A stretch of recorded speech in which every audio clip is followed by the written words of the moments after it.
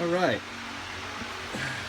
so it's Memorial Day, and yesterday I started unbolting everything out of the car, and today I dropped the engine out with the transmission and everything attached.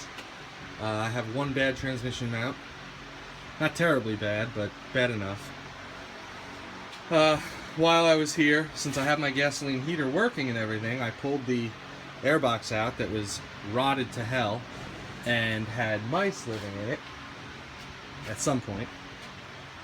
So that was good.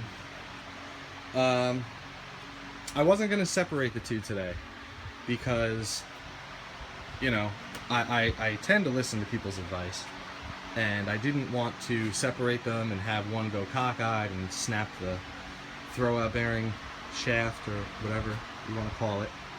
But then I decided that I've worked by myself in a shop for several years, and there was never anyone to give me a hand.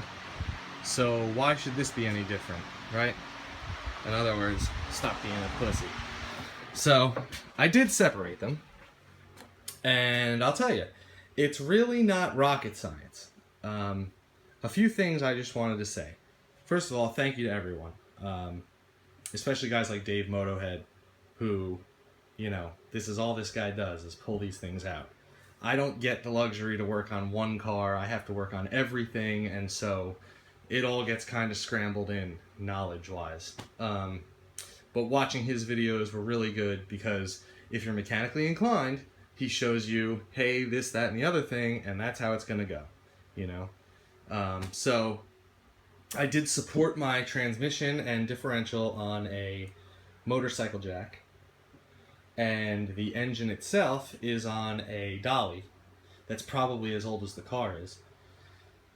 And the key is to just make sure that you have a level surface, right? So you can slowly loosen the bolts on the transmission and just inch it back. And, you know, you got to make sure you support it, like everyone tells you. That's the key, is just make sure that it's supported. And once it comes back, like everyone says, the shaft stays in the flywheel because that's what it wants to do. And when you get it far enough, you can see that you're not putting any tension on the snout of the differential. It's, you know, it's nice and smooth, and there's a gap all the way around it. And then I reached in with one hand and pulled the shaft out, and that's it. It was smooth.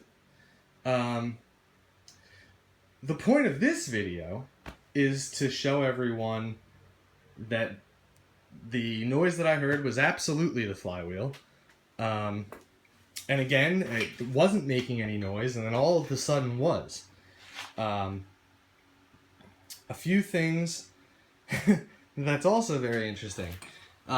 These rivets are worn through on this clutch disc.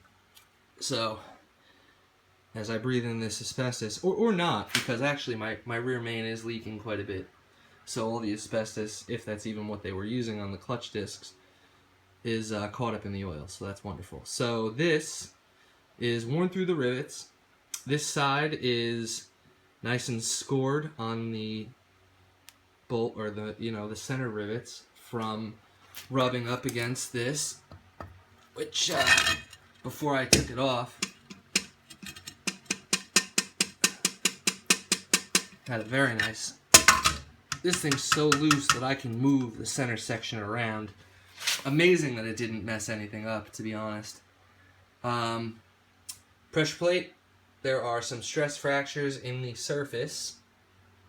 It looks like at some point, I don't know who was driving this thing. I swear to God, this is not my driving that did this.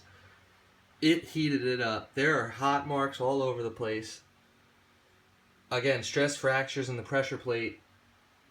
Someone was riding the piss out of this thing.